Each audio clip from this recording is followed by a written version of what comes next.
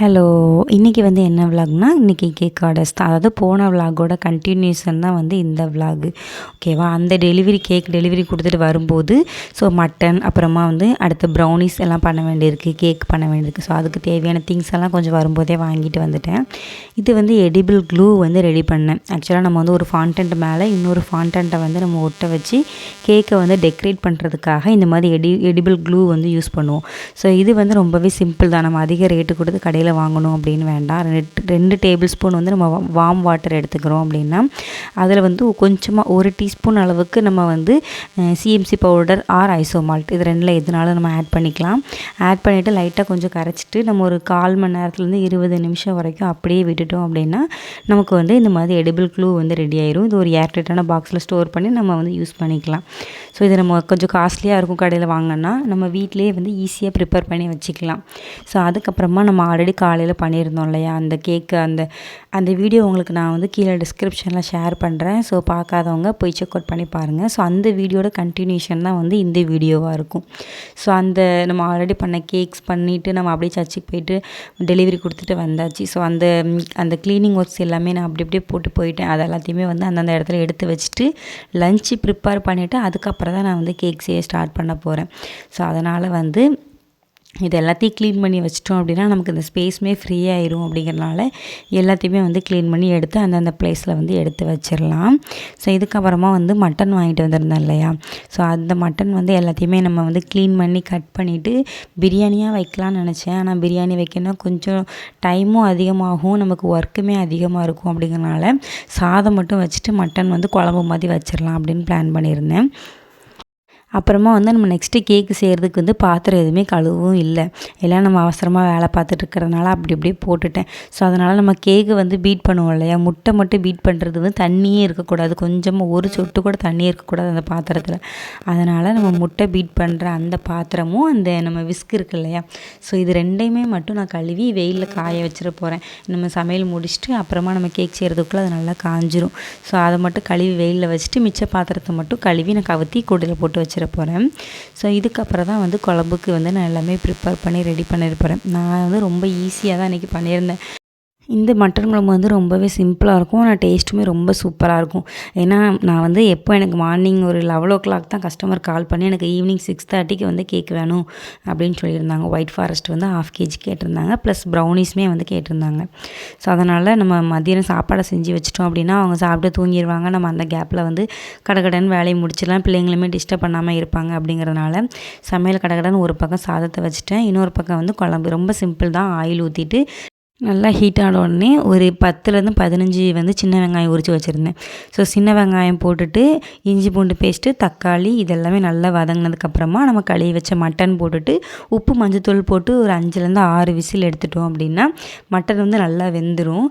Side by side வந்து எனக்கு வந்து இந்த சாதமே வந்து வெந்துருச்சு. அதை வந்து வடிச்சிட்டு நான் அந்த சைடில் வந்து ஒரு பாத்திரம் வச்சுருக்கேன் இல்லையா, ஸோ மட்டன் குழம்புக்கான மெயின் இன்க்ரீடியண்ட்டே வந்து இந்த ஸ்பைசஸ் தான். இது ஒன்று மட்டும்தான் போதும் குழம்ப வந்து டேஸ்ட்டை வந்து நல்லா என்ஹான்ஸ் பண்ணி கொடுக்கும். என்னென்னா ஒரு 2 டேபிள் ஸ்பூனுக்கு வந்து ஒரு டேபிள் ஸ்பூன் பெருஞ்சீரகம், 1 டேபிள் ஸ்பூன் வந்து நம்ம கசகசா, இது 2மே வந்து நல்லா ட்ரையாக வந்து வறுக்கணும். வறுத்துட்டு நம்ம தேங்காய் கொஞ்சமாக அந்த பெருஞ்சீரகம், அந்த கசகசா இது கூட கொஞ்சமாக வந்து பொரிகளை ஆட் பண்ணிவிட்டு முந்திரி பருப்பு ஆட் பண்ணணும். முந்திரி பருப்பு இல்லை அப்படிங்கிறனால நான் வந்து இன்றைக்கி பொரிகடலை ஆட் பண்ணியிருக்கேன்.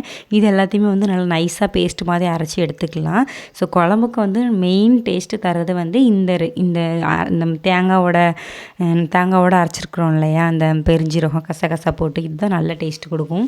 ஸோ இந்த பக்கம் பார்த்திங்கன்னா மட்டன் வெந்துருச்சு. ஸோ மட்டனை வந்து எடுத்து வச்சுட்டு நம்ம அது கூட வந்து மசாலா இருக்குது இல்லையா, நம்ம மல்லித்தூள் வந்து ஒரு 3 ஸ்பூன் போட்டிருக்கிறேன். இது வந்து ஒரு டேபிள் ஸ்பூன் கணக்கு பார்த்தோம் அப்படின்னா ஒரு 2 டேபிள் ஸ்பூன் இருக்கும்னு நினைக்கிறேன். வத்தூள் வந்து 1 டேபிள் ஸ்பூன் போட்டுட்டு தேவையான அளவு உப்பு போட்டு தண்ணி ஊற்றிட்டு நல்லா கொதிக்க வச்சிடலாம். ஸோ கொதிச்சதுக்கு அப்புறமா நம்ம அரைச்சி வச்சுருந்தோம் இல்லையா தேங்காய், ஸோ அதையுமே போட்டுட்டு நல்லா ஒரு கொதி வந்ததும் மல்லி இலை தூவிட்டு இறக்கிட்டோம் அப்படின்னா சூப்பரான மட்டன் குழம்பு வந்து ரெடி ஆயிரும். சாதத்தோடு வச்சு சாப்பிட்றதுக்கு செம்ம டேஸ்ட்டாக இருக்கும், இடியாப்பத்தோடு வச்சு சாப்பிட்றதுக்குமே சூப்பராக இருக்கும், நல்ல காம்பினேஷன். ஸோ சமையல் சாப்பிட்டு முடிச்சுட்டு எல்லோரும் பிள்ளைங்க வந்து தூங்கிட்டாங்க. இப்போ வந்து நான் கேக் செய்கிறதுக்கு ஸ்டார்ட் பண்ணிட்டேன். இது வந்து நம்ம 1/2 kg ஒயிட் ஃபாரஸ்ட் கேக்குக்கான ரெசிபி. ஓகேவா? சின்ன எக்காக இருந்தால் 2லேருந்து 3 எக் எடுத்துக்கலாம். ரொம்ப சின்னதாக இருக்குது அப்படின்னா 3 எடுத்துக்கலாம். மீடியம் சைஸு பெருசாக இருக்குது அப்படிங்கிற பட்சத்தில் நம்ம 2 எடுத்துக்கிட்டால் போதும். இன்றைக்கி நான் வந்து 3 எக் எடுத்துருக்கிறேன். இதில் ஒயிட்டு தனியாக எல்லோ தனியாக வந்து பிரித்து எடுத்துக்கலாம். இப்போ வந்து ஒயிட்டோட ஒரு டேபிள் ஸ்பூன் இருக்கும். ஒரு முடிக்கு நான் வந்து வெண்ணிலா எசன்ஸ் ஆட் பண்ணிக்கிறேன். ஸோ ஆட் பண்ணிவிட்டு ஒரு 1/2 கப்பு வந்து சுகர் எடுத்து வச்சுருக்கேன். இந்த எக்கு வந்து ஓரளவுக்கு நுரைச்சி பீட் ஆனதுக்கப்புறமா அந்த ஆஃப் கப் சுகரை வந்து 3 பேட்சாக ஆட் பண்ணி நல்லா வந்து ஒரு ஸ்டிக் பிக் வர்ற அளவுக்கு பீட் பண்ணி எடுத்தாச்சு. ஓகேவா? சைடில் இருக்குது. இப்போ வந்து நம்ம எல்லோவோட கொஞ்சமாக உப்பு ஆட் பண்ணிவிட்டு இந்த ஒயிட்டும் எல்லோ ரெண்டுமே வந்து லைட்டாக மிக்ஸ் பண்ணால் போதும். ஓவர் பீட் பண்ணோம் அப்படின்னா அந்த நம்ம ஃபோம் வந்து அப்படியே அடங்கிடும். ஸோ அதனால் லைட்டாக மட்டும் மிக்ஸ் பண்ணிவிட்டு இப்போது ட்ரை இன்க்ரீடியன்ட்ஸ் வந்து நம்ம ரெடி பண்ண ஆரம்பிச்சிடலாம். 1/2 கப் வந்து மைதா எடுத்துருக்கிறேன். 1/2 டீஸ்பூன் வந்து baking powder, 1/4 teaspoon baking soda. இது எல்லாத்தையுமே வந்து நல்லா சளிச்சு எடுத்துக்கலாம். ஏன்னா பேக்கிங் சோடாவில் வந்து கட்டி கட்டியாக இருக்கும். அப்படிங்கிறனால ஒரு 2லேருந்து 3 டைம் வந்து இந்த மாதிரி நம்ம சளிச்சு எடுத்துக்கலாம். அப்போ தான் இந்த பேக்கிங் பவுட்ரு, பேக்கிங் சோடா எல்லாமே வந்து எல்லா பக்கமும் மாவோட மிக்ஸ் ஆகி கிடைக்கும். ஸோ அப்படி இருக்கும்போது தான் நமக்கு வந்து கேக் வந்து ஒன்று போல் ரைஸ் ஆகி வரும். இல்லை நம்ம வந்து 2 டைம் சளிக்கலை அப்படின்னா பேக்கிங் சோடா வந்து ஒரே பக்கமாக போயிடும். கேக் வந்து ஒரு சைடு வந்து நல்லா புஷ்ஷுன்னு வரும், ஒரு சைடு கொஞ்சம் அமுங்கின மாதிரி இருக்கும் இல்லையா? சென்டரில் அமுங்கி இருக்கும். ஸோ அந்த பிரச்சனைக்கெலாம் வந்து இதான் ரீசன். இப்போ வந்து அந்த ட்ரை இன்க்ரீடியன்ட்ஸ் அந்த எக்கோட ஆட் பண்ணிவிட்டு 2 டேபிள் ஸ்பூன் வந்து மில்க்கு, 2 டேபிள் ஸ்பூன் ஆயில், இது ரெண்டையுமே வந்து ஆட் பண்ணிக்கலாம். நீங்கள் பிகினர்ஸாக இருந்தீங்க அப்படின்னா நம்ம அந்த பேட்டரை கொஞ்சமாக தனியாக எடுத்துகிட்டு அது கூட இந்த ஆயிலையும் மில்கையும் ஆட் பண்ணி மிக்ஸ் பண்ணிவிட்டு ஸோ அந்த பேட்டரை வந்து மொத்தமாக நம்ம ஆட் பண்ணி ஒரு ஓவர் மிக்ஸ் கொடுத்துட்டோம் அப்படின்னா நமக்கு வந்து பேட்டர் ரெடி ஆயிரும். இல்லை நம்ம ஆல்ரெடி எக்ஸ்பீரியன்ஸ் இருக்குது அப்படின்னா நம்ம வந்து ஒரே டைம் நான் ஃபஸ்ட்டு வந்து அப்படி தான் பண்ணிகிட்ருந்தேன். தனித்தனியாக ஊற்றி பண்ணிகிட்ருந்தேன். இப்போ வந்து ஒன்றாவே ஊற்றி டின்னில் வந்து 6 இன்ச் டின்னில் வந்து நான் பேக் பண்ணுறதுக்கு உள்ளே வச்சுட்டேன். அந்த இது வீடியோ எடுத்திருந்தேன். நான் மிஸ் ஆகிட்டா என்ன ஆச்சுன்னு தெரியல.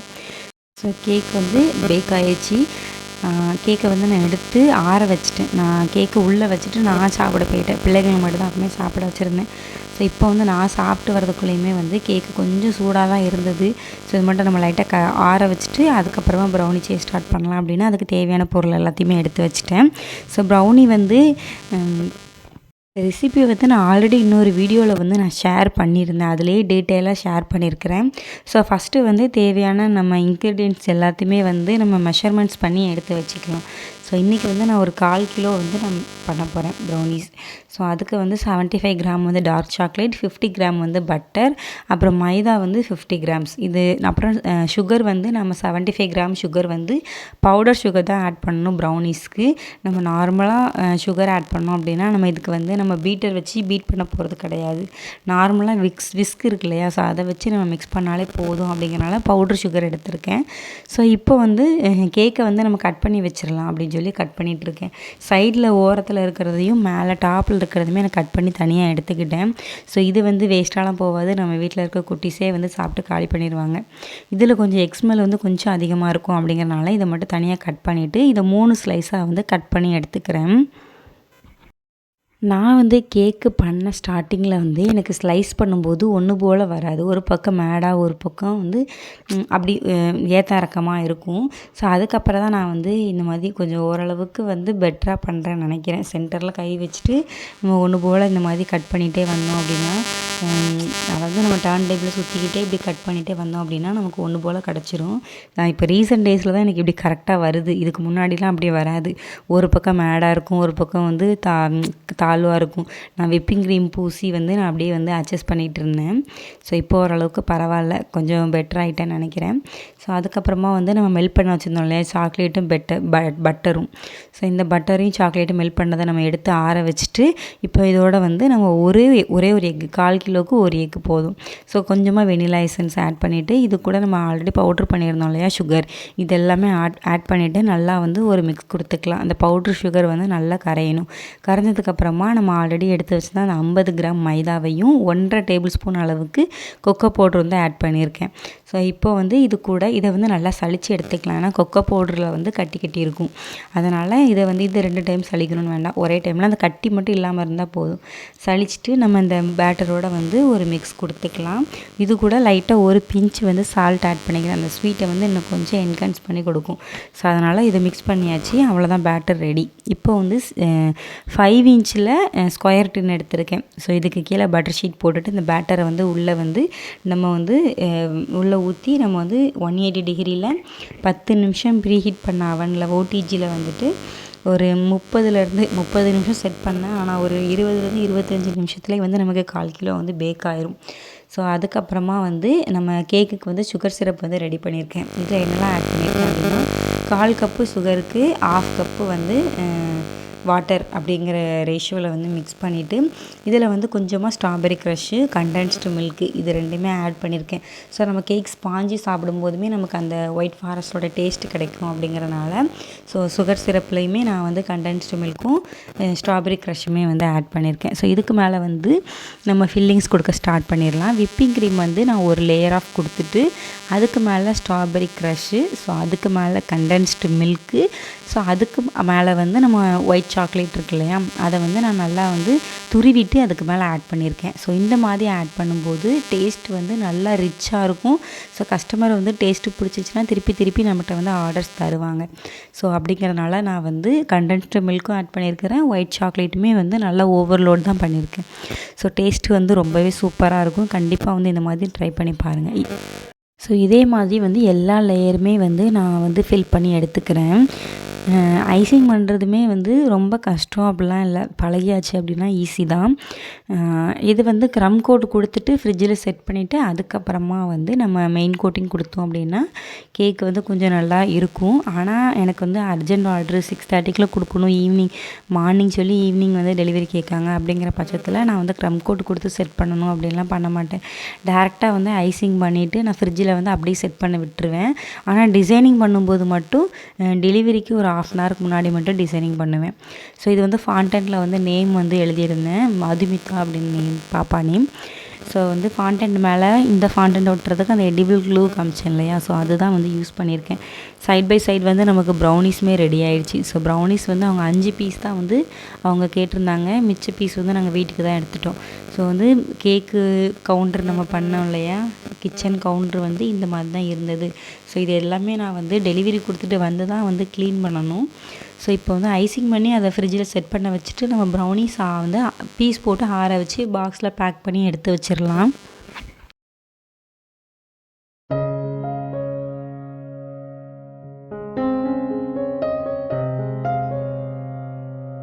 ப்ரௌனிஸ் வந்து ரொம்பவே வந்து கிரிங்கிள் டாப்போட சூப்பராக ஃபஜ்ஜியாக வந்திருந்தது. டேஸ்ட்டு ரொம்ப சூப்பராக இருந்தது. ஸோ நம்ம திருநெல்வேலி சைடில் வந்துட்டு நம்ம கேக் பண்ணி கொடுத்துட்ருக்கோம். ப்ரௌனிஸ் வந்து நம்ம எல்லா ஊருக்குமே கொரியர் பண்ணலாம். ஸோ அவங்களுக்கு எதுவும் தேவைப்பட்டுச்சுன்னா நீங்கள் ஆர்டர் ப்ளேஸ் பண்ணுங்கள். ஸோ நம்ம வந்து புதுசாக லோகோ லான்ச் பண்ணியிருந்தோம் இல்லையா, இந்த லோகோ வந்து இதுதான் செகண்ட் கஸ்டமர் நம்மளுக்கு. ஃபஸ்ட்டு வந்து நம்ம நேற்று பண்ணியிருந்தோம் இல்லையா அந்த சாக்லேட்டு கேக்கு, அதுக்கு தான் வந்து ஃபஸ்ட்டு, இது வந்து செகண்டு. ஸோ அவ்வளோதான். இப்போ வந்து ஈவினிங் டைமில் வந்து ப்ரௌனிஸ் எல்லாம் பேக் பண்ணி முடிச்சுட்டு நம்ம இந்த கேக் ஒயிட் ஃபாரஸ்ட் கேக்குமே வந்து டெக்கரேஷன்ஸ் எல்லாம் முடிச்சுட்டு டெலிவரி கொடுத்துட்டு வந்துடலாம். இதுக்கப்புறமா நம்மளுக்கு ராகி ப்ரௌனிஸ் வந்து ஆர்டர் இருக்குது. ஸோ அதோட வீடியோஸ் வந்து நான் நெக்ஸ்ட்டு வீடியோவில் வந்து நான் ஷேர் பண்ணுறேன். அதுவுமே வந்து யூஸ்ஃபுல்லாக இருக்கும். கண்டிப்பாக வந்து செக் அவுட் பண்ணி பாருங்கள். இந்த கஸ்டமர் வந்து எனக்கு பாதி தூரம் வந்தாங்க, நான் பாதி தூரம் போய் கொடுத்தோம். டெலிவரி சாப்பிட்டு பார்த்துட்டு கஸ்டமர் வந்து கேக்கு ரொம்ப சூப்பராக இருக்குது அப்படின்னு சொல்லியிருந்தாங்க. ஸோ டெலிவரி கொடுத்துட்டு வந்து ரொம்ப தலைவலி, இப்போ தான் மணி வந்து ஒரு 7 o'clock தாண்டிடுச்சு. ஓகே, டீ போட்டு குடிச்சிடலாம் அப்படின்னு சொல்லி டீ போட்டுருந்தேன். பசங்களுக்கு ஆற்றி கொடுக்குற அளவுக்கு எனக்கு வந்து நேரம் இல்லை. அதனால் தட்டில் ஊற்றி வச்சிட்டோன்னா சீக்கிரம் ஆறிடும்னு சொல்லி அவங்களுக்கு தட்டில் ஆற வச்சுட்டேன். ஸோ இதுக்கப்புறம் வீட்டில் ஒரு வேலையுமே இன்றைக்கி பார்க்கவே இல்லை. துணி மடிக்கணும், வீடு பெருக்கணும், நிறைய ஒர்க் இருந்தது. ஸோ ஒன்று ஒன்றா வந்து வரிசையாக பார்க்க ஆரம்பிச்சு ஆரம்பிச்சிட்டேன். ஃபஸ்ட்டு துணிலாம் மடித்து அந்த இடத்துல எடுத்து வச்சுட்டு வீடெல்லாம் வந்து கீழே டாய்ஸ்லாம் கிடந்தது எல்லா டாய்ஸையும் எடுத்து வச்சுட்டு அந்தந்த குப்பையெல்லாம் கூட்டி வந்து எல்லாத்தையுமே எடுத்து வச்சாச்சு. இதுக்கப்புறம் கிச்சன் கவுண்டர் டாப்புமே வந்து எல்லாத்தையும் எடுத்து அந்தந்த பிளேஸில் எடுத்து வச்சுருக்கேன். ஆனால் வந்து கேஸ் ஸ்டவ் கழுவணும், பாத்திரம் கழுவணும், ப்ளஸ் வந்துட்டு நம்ம கிச்சன் கவுண்டர் டாப்புமே வந்து ரொம்ப அழுக்காக இருந்தது. ஸோ அதனால் எல்லாத்தையுமே ஒரு சின்ன டவலில் வந்து தண்ணி நனைச்சி ரொம்ப சோப்புலாம் போட்டு அப்படிலாம் பெருசாலாம் கழுவலை, லைட்டாக தண்ணியில் முக்கி வந்து தொடச்சி எடுத்துட்டேன். இதுவே எனக்கு ஓரளவுக்கு வந்து நீட்டாக இருக்கிற மாதிரி தான் இருந்துச்சு. ஸோ இதுக்கப்புறமா அடுப்பையுமே க்ளீன் பண்ணிவிட்டு பாத்திரத்தையும் கழுவிட்டு சிங்க் எல்லாமே கழுவி விட்டுட்டு நைட்டு தான் நான் வந்து அந்த ப்ரௌனி பண்ணியிருந்தேன். ஸோ மார்னிங் வந்து அவங்களுக்கு டெலிவரி கொடுக்கணும். மண்டே மார்னிங் கேட்டிருந்தாங்க. போன வீக்கில் எடுத்த வீடியோஸ் இது எல்லாமே ஆக்சுவலாக. ஸோ அதோட வீடியோஸ் வந்து நான் நெக்ஸ்ட்டு கண்டிப்பாக அப்லோட் பண்ணுறேன். யூஸ்ஃபுல்லாக இருக்கும். கண்டிப்பாக வந்து செக் அவுட் பண்ணி பாருங்கள். நம்ம சேனல் வீடியோஸ் வந்து எல்லாமே உங்களுக்கு பிடிச்சிருந்துச்சு அப்படின்னா சேனலை சப்ஸ்கிரைப் பண்ணி சப்போர்ட் பண்ணுங்கள். இந்த வீடியோ பிடிச்சிருந்தா வீடியோக்கு ஒரு லைக் கொடுத்துருங்க. நெக்ஸ்ட் விலாகில் பார்ப்போம். பாய்.